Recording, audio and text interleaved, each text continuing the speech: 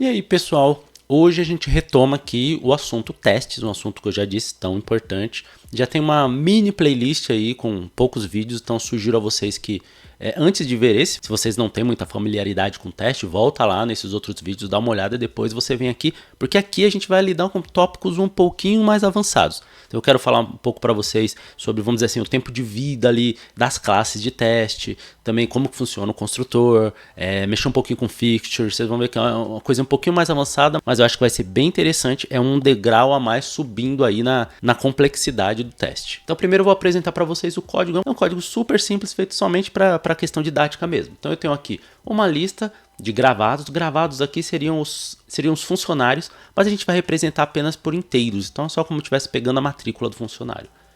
A gente tem essa função aqui, registra funcionário, que recebe uma lista de inteiros, de matrículas, e aí ele vai tentar registrar esses funcionários. Somente para que a gente tenha um tipo de erro aqui, eu coloquei que se a matrícula for maior que 5, maior ou igual a 5, né, na verdade, vai disparar um erro, e se não acontecer nada, ele vai adicionar aos gravados. Nos nossos testes, eu coloquei dois testes. Então, o primeiro, ele recebe uma lista de matrícula e não é para dar erro, por quê? Porque essa matrícula é de 1 até 4. Então, lembra, o erro lá é do 5 para cima. Então, aqui ele deveria fazer tudo normalmente. Ó, ele até vai verificar aqui, ó, se houve erro, ele registra se teve alguma exceção. E se for nulo, ou seja, se não houve exceção, se não houve erro, vai dar ok, vai dar certo o nosso teste. Já o segundo teste é para verificar se 4 itens foram gravados. Então a gente tem aqui, mais uma vez, uma lista de matrículas de 1 a 4, vai instanciar o folha de pagamento lá, vai mandar as nossas matrículas e se o gravados.count for igual a 4, gravou todos, está tudo certo.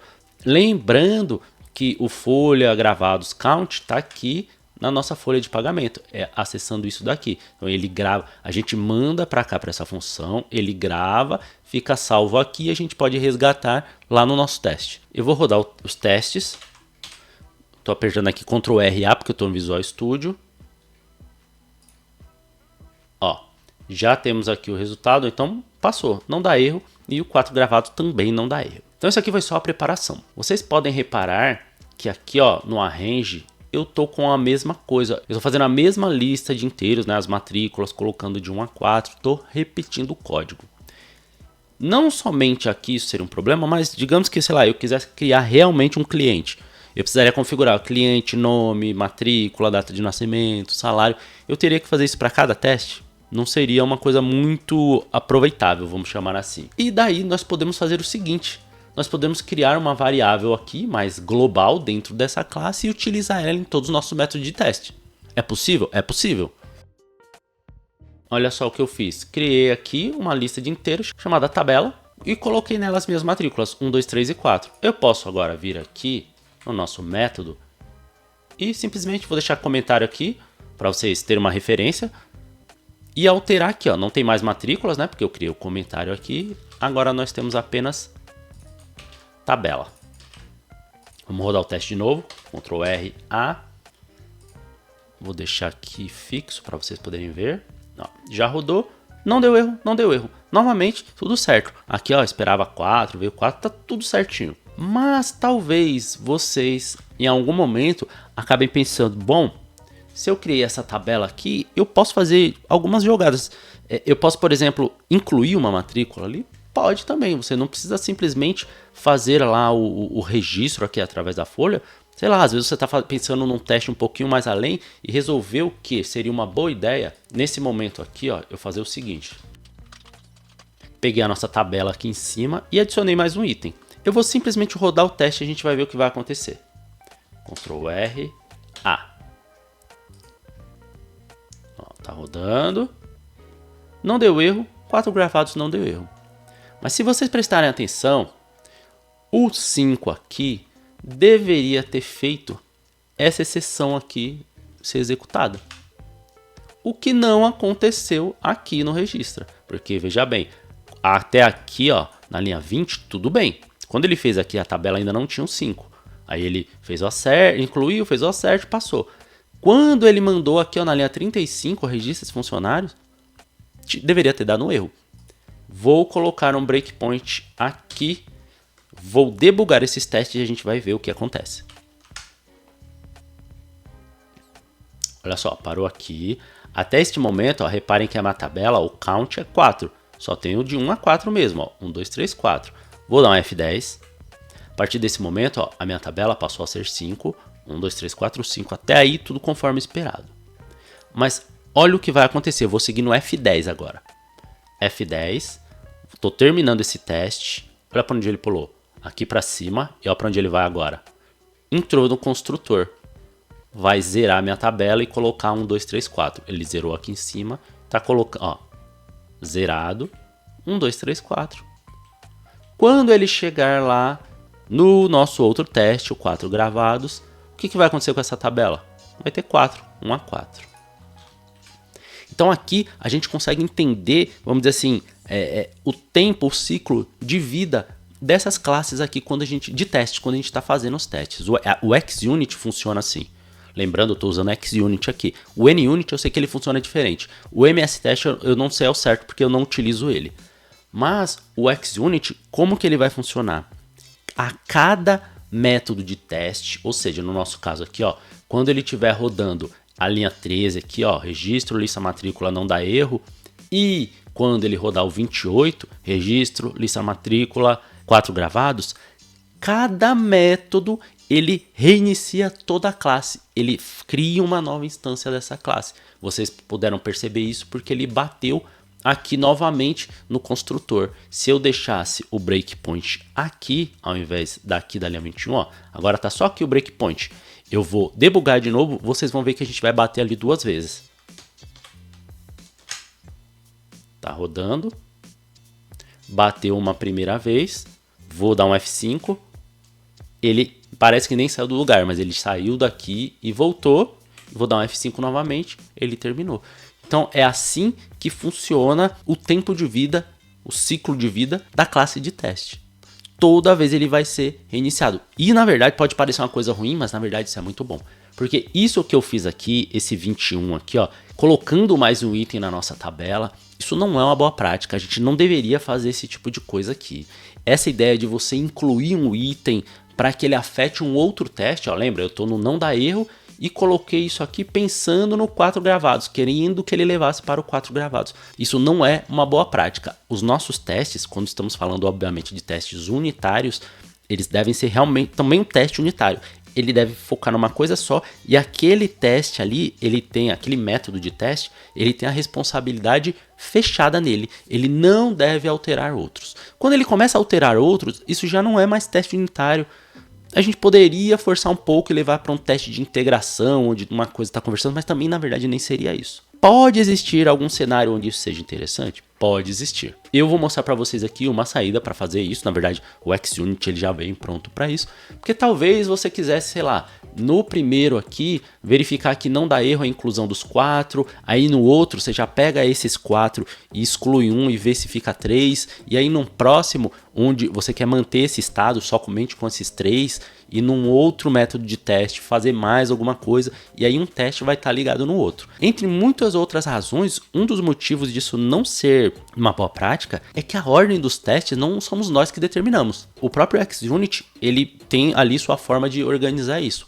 Até dá pra gente forçar. Eu posso mostrar isso num vídeo futuro se vocês tiverem interesse. Então já sabe, deixa um comentário aí. Mas não é o recomendado. Então eu vou fazer aqui somente uma forma de vocês verem a gente compartilhando como se fosse uma instância superior. Porque talvez isso tenha algum uso para vocês. Mas lembrando, não é uma coisa assim de cara visto como boa prática. Então nesse momento aqui, ó, nós criamos a nossa lista chamada tabela e a gente já percebeu que a cada método de teste ela é refeita. Então o que a gente precisa fazer aqui? Tirar ela desse escopo, do escopo aqui da classe e levar ela para um escopo um pouco maior, onde a gente possa acessá-la. Isso é o que a gente chamaria de fixture. Seria, vamos dizer assim, um acessório ao teste. Então eu estou criando aqui, ó, um database fake. Vou retirar isso daqui, ó. Vou passar para cá, obviamente mudando aqui o construtor. Então eu simplesmente peguei essa tabela, encapsulei aqui dentro dessa classe database fake, tirei ela de lá para que ela não seja refeita a cada vez que o construtor lá seja chamado. Nós precisamos criar uma outra classe, que é a nossa classe de coleção, que é uma coleção de fixtures. Eu poderia ter chamado, e é o que você vai encontrar por aí, isso aqui, ó, poderia ter chamado de database fixture. Eu não vou chamar porque esse nome talvez te deixe um pouco assustado. Então pensa assim, um database fake. Mas a tradução melhor talvez fosse um database acessório. Não importa. Isso vocês vão reparar que não importa. O nome não importa. Só estou fazendo uma forma que fique mais fácil para vocês. E o que eu fiz aqui embaixo? Eu criei uma coleção. Este nome também não importa. O que importa é que ele implemente o iCollection Fixture.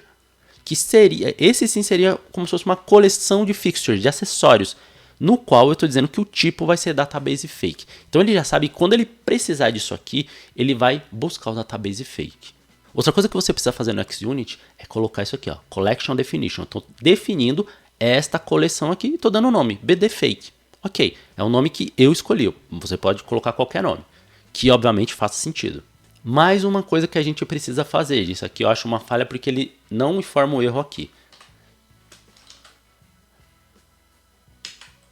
Você precisa colocar essa classe como iDisposable. O que é o iDisposable?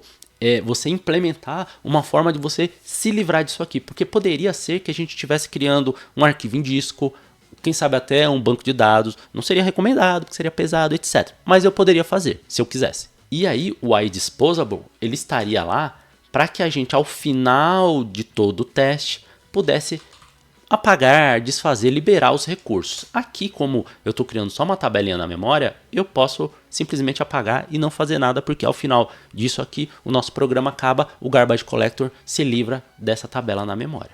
E agora a gente configura a nossa classe de testes. Ó, assim como eu defini aqui a coleção, ó, o que eu preciso fazer?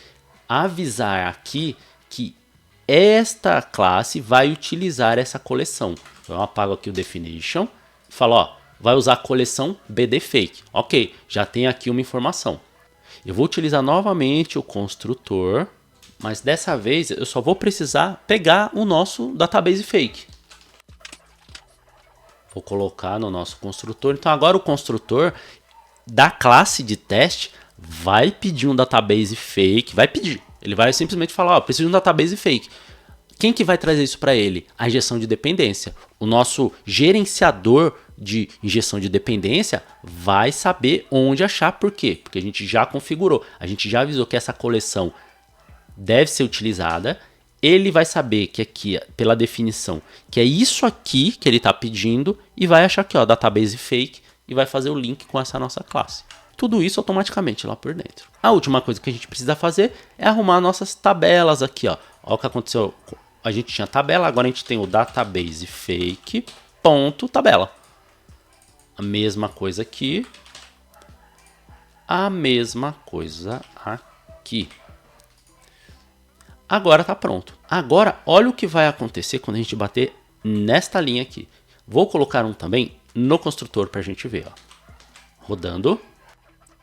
Então passou a primeira vez. Isso aqui estamos no primeiro teste. Ó, ele vai bater lá no database fake e puxou, ó, 1, 2, 3, 4. Até aí, como estava antes. Foi aqui para o nosso primeiro teste. Vai mandar lá para o registro funcionário. Deu erro? Não. Então nosso teste vai dar certo. Mas olha só, mais uma vez, ó, só tem 4 aqui no database fake.tabela. Pronto. O que aconteceu agora? Ó? Nossa tabela agora tem o número 5. Fez o acerte aqui, ok. Vai bater de novo no construtor, porque todo método, essa classe é refeita. Só que dessa vez, ó, ele vai bater lá, vai puxar o database fake de fora. E se a gente olhar o tabela, ó, count 5. Se a gente abrir aqui, o 5 tá lá. Então ele persistiu, ele manteve a informação que a gente quis. E por isso, obviamente, quando eu mandar a minha tabela lá para o registro funcionário através do F10, 1, 2, 3 e ele vai dar um erro. Por quê? Porque nesse momento aqui ele bateu na última matrícula, que é 5, disparou um erro e a partir daqui ele vai parar, informando para a gente que houve um erro. Esperávamos 4 registros aqui, no 4 gravados, e o que a gente teve? Uma exceção. Então agora está sendo mantido o estado, que é como a gente costuma chamar. Ou seja, a matrícula 5 que eu gravei lá, ela não está se perdendo quando a classe é refeita. E antes de a gente rever algumas coisas, já sabe, se estiver gostando do vídeo, se essa playlist estiver sendo interessante para você, curte, compartilha, se inscreve no canal. Isso é muito importante para o meu trabalho. Muita gente que vê os vídeos aqui, eles não são inscritos. E isso conta muito, principalmente para um canal pequeno como o meu, para ser mais divulgado, para que o YouTube entregue mais os meus vídeos. Então isso é de vital importância para o meu trabalho aqui. Então o que a gente viu hoje foi que as classes de teste têm uma forma de trabalho aqui que talvez não seja muito intuitiva, ao menos no XUnit, que é esse framework de teste que eu mais utilizo. A gente percebeu que a cada teste, no caso aqui tivemos 2, mas se a gente tivesse, sei lá, 50 testes, esta classe seria reinstanciada, seria recriada 50 vezes. E a cada vez que ela é recriada, as informações que nós colocamos aqui são perdidas. Mas vimos também uma forma da gente manter essas informações se a gente quiser através da fixture. A gente percebeu que a partir do momento que eu coloquei aqui essa collection, que eu criei esse database fake, que eu criei essa coleção aqui de fixture, a partir deste momento, cada vez que a classe era reinstanciada, recriada, ele ia lá no database fake, que é a minha fixture, e recuperava a informação que estava lá.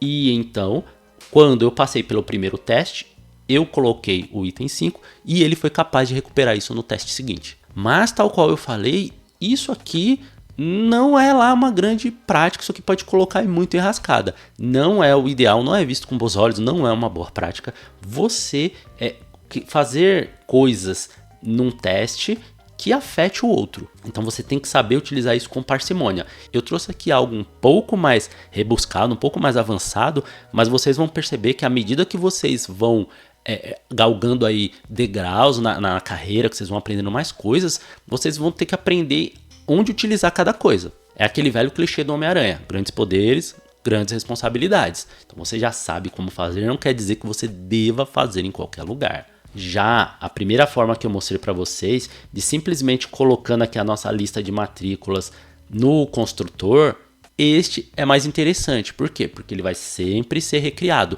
Veja que quando eu tentei fazer algo aqui, não afetou aqui. Por quê? Porque a cada vez que a classe era refeita, a gente perdia tudo que tinha sido feito na lista e a lista sempre se mantinha. Então lembre que teste também é código, teste também dá trabalho para refatorar, para debugar o próprio teste. E uma linha como essa aqui, número 20, se você tem um arquivo de teste gigantesco, sei lá, 50 testes, já vai te dar um trabalho. Às vezes você não vai perceber que é uma linha dentro de um teste que está dando erro em outro teste, e não a linha do seu código. E isso dá um trabalho lascado para você pegar. Principalmente porque, como eu disse, aqui não ficou intuitivo porque temos poucos testes, mas não existe uma ordem de teste pré-definida. É o XUnit que faz isso. Se eu criasse mais um teste aqui, não necessariamente ele seria o terceiro. Ele inclusive podia passar a ser o primeiro, e o que era o primeiro antes passa a ser o segundo ou o terceiro, não importa. Então tomem cuidado com isso. Como eu disse, isso aqui é algo um pouco mais avançado e a gente tem que ter cuidado ao utilizar. Beleza? Então por hoje foi isso, espero que tenha sido interessante. Veja, estamos aumentando aqui um pouco a complexidade. E se você gostou, já sabe, curte, compartilha, se inscreve e vejo você no próximo código.